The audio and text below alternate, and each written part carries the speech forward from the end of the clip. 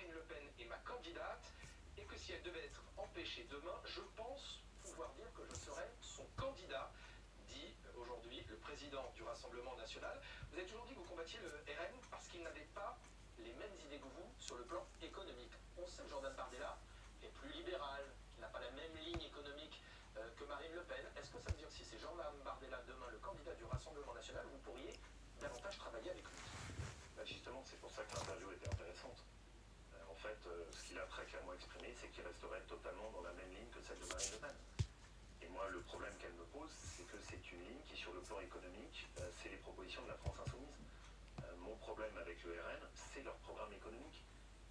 Par exemple, quand je propose qu'en contrepartie du RSA, il y ait des heures de travail, Marine Le Pen et Jordan Bardella sont contre. Quand on dit qu'il faut faire des économies sur la dépense publique, Marine Le Pen et Jordan Bardella disent qu'il n'y a pas d'économie à faire et que ça, c'est des idées droites. S'il renonçait par exemple à la progression de la réforme de retraite, vous pourriez travailler avec lui? Pour l'instant, c'est pas le cas, donc j'appelle ça de la politique fiction. Ce que je retiens de l'interview, c'est qu'à ce stade, il est exactement dans le même programme que Marine Le Pen. Moi, en revanche, ce que je veux, c'est que je veux que les Républicains rassemblent tous les électeurs qui partagent les valeurs de la droite. Y compris celles du RN. Bien sûr, quel qu'ait été leur vote par le passé. C'est essentiel. Et c'est pour ça qu'il faut porter au niveau de la parole des Républicains, dans la refondation du parti, un discours total de rupture sur les questions de sécurité, comme sur les questions économiques. Vous dites, ma seule différence, c'est le plan économique, c'est-à-dire sur les questions d'immigration, de sécurité, par exemple, vous n'avez aucune différence avec le RN? Non, j'ai pas dit que c'était ma seule différence. J'ai dit que mon problème avec le RN, c'était sur les sujets économiques.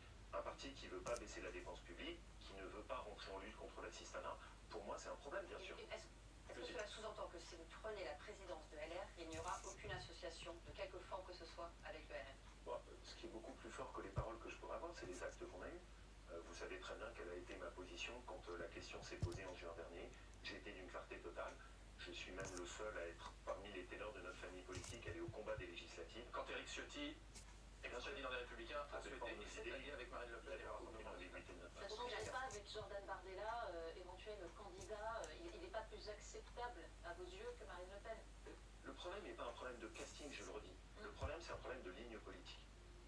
Si on veut redresser notre pays, il faut le redresser sur ces deux jambes. Il faut le redresser sur le régalien et il faut le redresser sur l'économie. Si la France est ruinée, notre pays est condamné à la décadence. Et donc quand vous avez une formation politique qui vous dit non, il n'y a pas d'économie à faire sur la dépense publique, vous vous doutez bien que pour moi qui suis de droite, ça me pose un problème. Alors justement, parmi les lignes rouges que vous évoquez, il y a cette question budgétaire. On le disait, le casse-tête du gouvernement pour les semaines et les mois à venir, c'est de trouver 40 milliards d'euros d'économies. Eric Lombard l'avait annoncé ici même à votre place dans BFM Politique. La ministre des Comptes Publics confirme encore ce matin qu'elle n'exclut pas notamment de supprimer l'abattement de 10% dont bénéficient les retraités. Est-ce que franchement, c'est pas une forme de justice quand on sait que vous ne souhaitez pas davantage taxer les actifs? Pourquoi ne pas dire ok, on supprime cet abattement pour les retraités? On est fou dans notre pays. Pourquoi? Mais on est complètement fou. Les propositions qui sont en train de sortir de Bercy sont la tête à l'envers. Vous avez un pays qui a le record de la dépense publique et le record des impôts. Et on va encore aller augmenter les impôts sur les Français. Mais on n'a pas compris, il nous faut quoi pour comprendre? On est en train de tuer l'économie française. On est en train de tuer notre compétitivité. On est en train de tuer le pouvoir d'achat.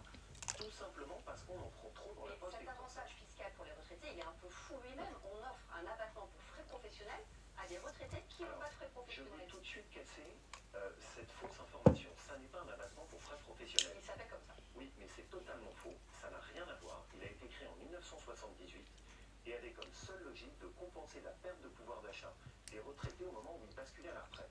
Et donc le parallèle n'a absolument rien à voir. Ça n'est absolument pas comparable. Mais ma position, c'est une position de principe. Il y a 40 milliards d'euros à faire. Je veux que ces économies soient faites sur des économies sur la dépense publique. On arrête de prendre dans la poche des Français. Mais ça ne suffira pas, Laurent Wauquiez, et il y a deux autres arguments. D'abord, c'est une mesure, si on supprime l'abattement, qui touchera davantage les retraités plus aisés que les retraités plus modestes. Et deuxièmement, les retraités ont un niveau de vie en France supérieur à celui des actifs. Or, vous avez toujours défendu la valorisation du travail. Moi, pardon, mais donc c'est censé être cohérent. Ça me met hors de moi, ça. Juste d'abord, on nous explique, ah bah oui, mais c'est pas grave, ça va toucher que les retraités aisés. Ah bon? Un retraité de 1544 euros avec ce dispositif va se retrouver imposable. Vous allez dire en France que quand on a 1544 euros, on est un privilégié en ayant travaillé toute sa vie et en ayant fait des cotisations? J'ai eu ce débat, on m'a expliqué les retraités en France sont privilégiés. Pourquoi ils sont privilégiés? Parce qu'ils sont propriétaires. Ah très bien.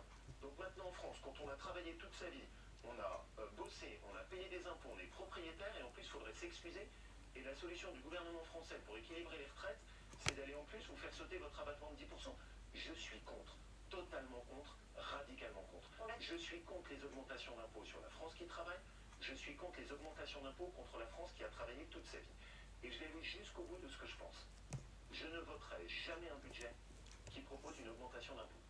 Et si le gouvernement de François Bayrou persiste à vouloir augmenter les impôts sur les retraités et sur la France qui travaille, nous aurons un débat avec notre groupe de la droite républicaine pour se poser la question de la participation au gouvernement. C'est ça. Nous si ne vous êtes sommes président du parti, vous demanderez au ministre LR de quitter ce gouvernement s'il y a des augmentations d'impôts. Si le gouvernement persiste de François Bayrou à amener un gouvernement qui augmente les impôts, pour moi il y aura un débat à l'intérieur de notre famille politique qui posera la Mais question. qui augmente les impôts, c'est-à-dire on parle précisément de si cette mesure sur l'abattement fiscal est prise par le gouvernement, s'il la fait sauter, vous demandez au ministre de quitter le gouvernement et vous ne votez pas le budget. Mais Sur cette seule mesure.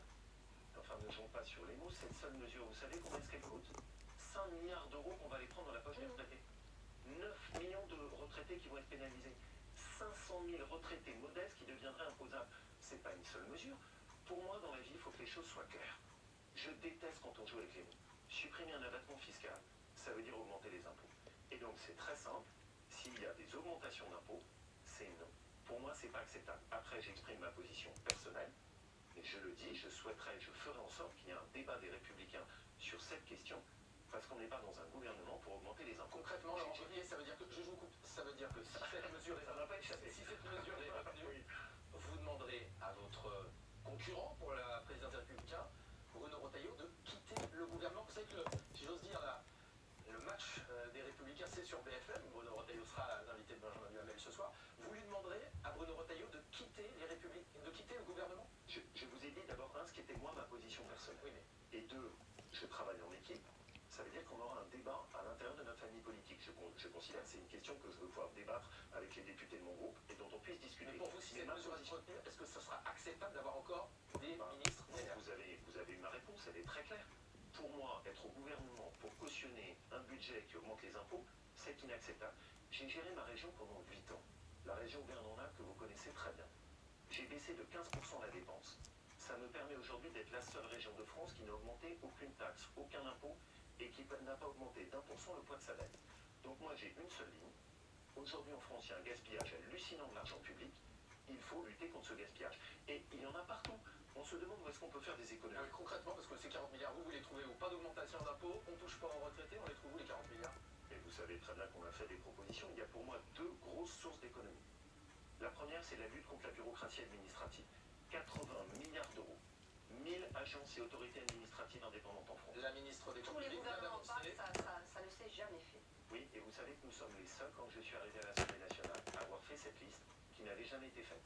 Si je peux vous donner le budget que ça représente, le nombre d'agences, c'est parce que dès que je suis arrivé en juillet avec les députés de la droite républicaine et les sénateurs, nous avons tout listé. Un tiers des agences et des opérateurs de l'État fusionnés ou supprimés d'ici la fin de l'année, annonce ce matin la ministre des Comptes publics. C'est un premier pas. J'attends de voir parce que, comme vous l'avez dit à ce stade, j'avais demandé à François Bayrou de l'enclencher dès le début, il ne l'avait pas fait.